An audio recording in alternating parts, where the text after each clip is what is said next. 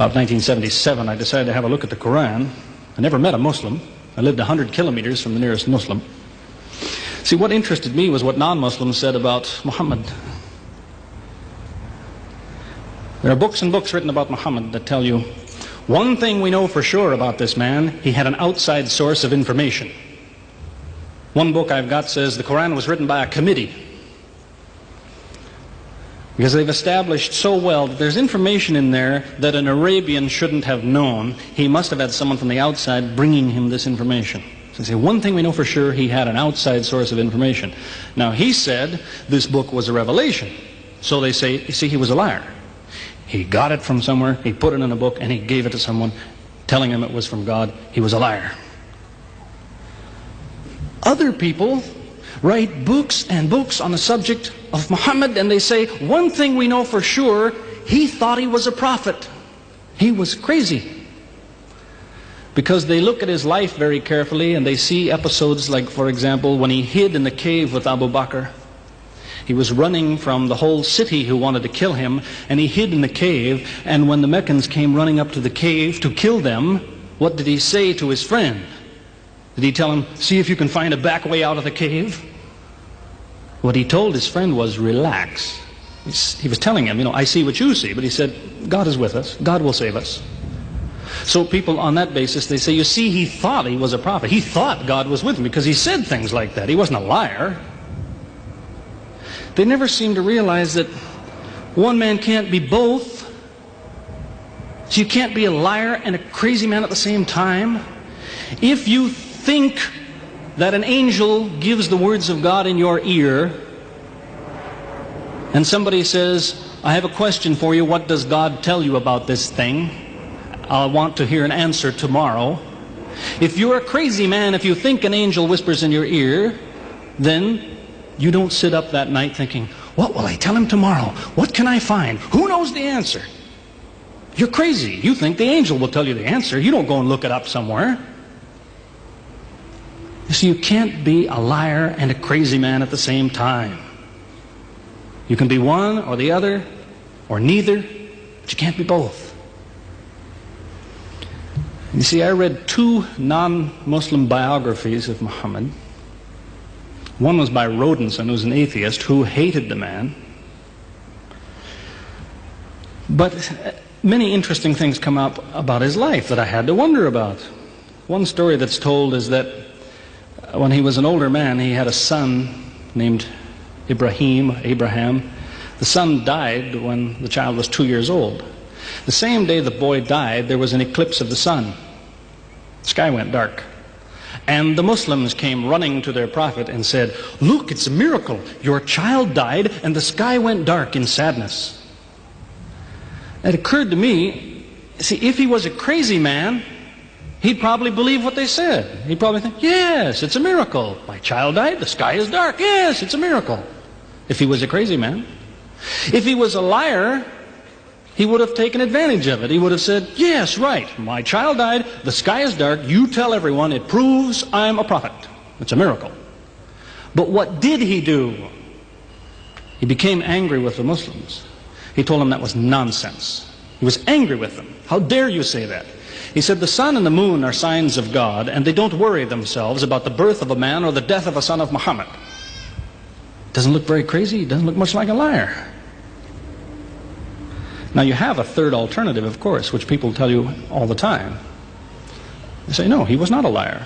He was not a crazy man. He was deceived by the devil. Deceived by the devil. It's an interesting idea. But whatever you say, you better be ready to back it up. There's a lot of difficulties with that idea. For example, there is a verse in the Quran which tells the reader about a good habit to develop. It tells him, before you read this book, always say, A'udhu billahi minash shaitanir rajim, which means, I take refuge in God from Satan the rejected. Is this Satan who wrote this? Who said, before you read my book, ask God to save you from me? Is that Satan who wrote that? As Jesus said, if Satan is divided against himself, then his kingdom will fall. He's fighting against his own interests. So let me finish with a story that illustrates a point. As I said, there's many theories and many explanations around. Many explanations. But an explanation, something somebody tells you, is just so much air coming out of his mouth unless he has proof and unless he offers you something that you can use to falsify it. You see, there's many theories of how do the planets go around the sun and how do the stars burn and all the rest of it. Many theories. Most of them are just so much wind. Scientists pay no attention to them because they don't contain something that could be checked to prove it false. You see, Einstein was considered an intelligent man because when he offered his theory in 1905 and again in 1915, he didn't just offer a theory, he said, here's 3 ways to prove I'm wrong. Now it's worth listening to. He's told me, here's 3 different things you can do. If you can do this, I'm wrong. Here you are. Is there anything like that in Christianity? Has the Christian ever said, you want to prove I'm wrong? All you have to do is this. Has he ever done that?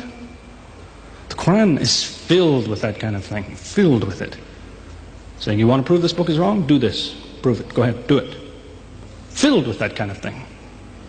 There's an example of it that made a big impression in its day, during the lifetime, 14 centuries ago, of the Prophet of Islam. You see, he had an uncle named Abu Lahab. That was his nickname, Abu Lahab. This man hated Muhammad. He hated anything the man said. He used to watch him going through the city, and if he saw him talking to someone, he waited till they split up. He'd go after the man he spoke to and take him and say, what did Muhammad tell you? Whatever it is, it's a lie. Did he tell you day? It's night. Did he say black? It's white. Exact opposite. Whatever he heard the Muslims say, he said the opposite. That was the way his mind worked. There's a little chapter of the Quran called Lahab, and it says about this man that he'll never change. It condemns him to hell, Jahannam. You see, if the man had ever become a Muslim, the Muslims would believe, well, now he's not condemned anymore. You see, for 10 years before Abu Lahab died, that was a part of the Quran. And the Muslims could come to Abu Lahab and say, do you know, it's been revealed to us in our book that you will never be a Muslim. God says you will never be a Muslim. For 10 years they told him that. All he had to do was say, well, your book is wrong. I want to be a Muslim. What do you think of your book now? That's all he had to do. He had 10 years to think about it. And that's the way he was. See, if somebody is your enemy, you don't come to him and say, you want to prove I'm wrong? Here, say this. Come on, say it. If all you have to do is say the words and I'm wrong, you finish me. He never did it. See, this is one of many cases of something that was offered that could have been falsifiable. So it was.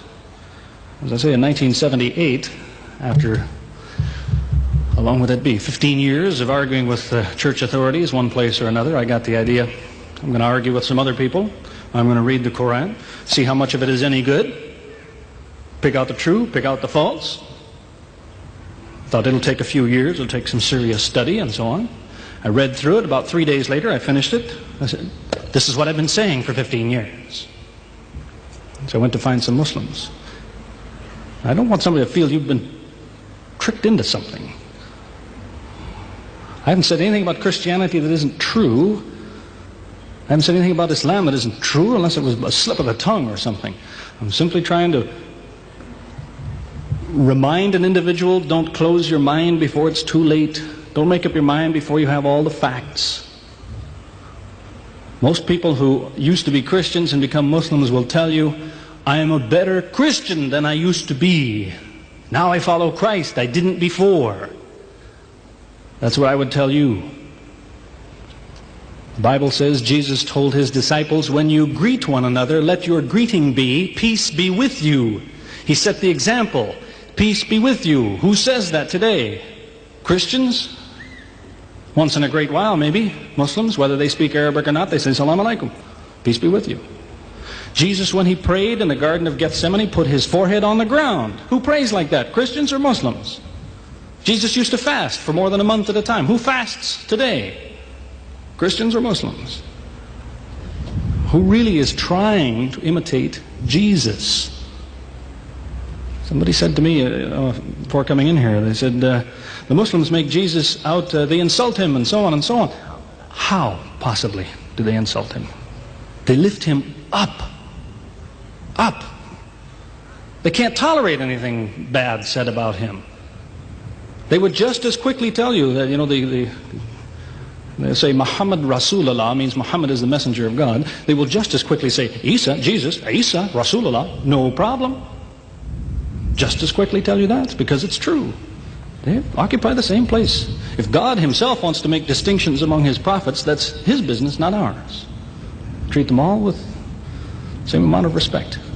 May God guide us always closer to the truth.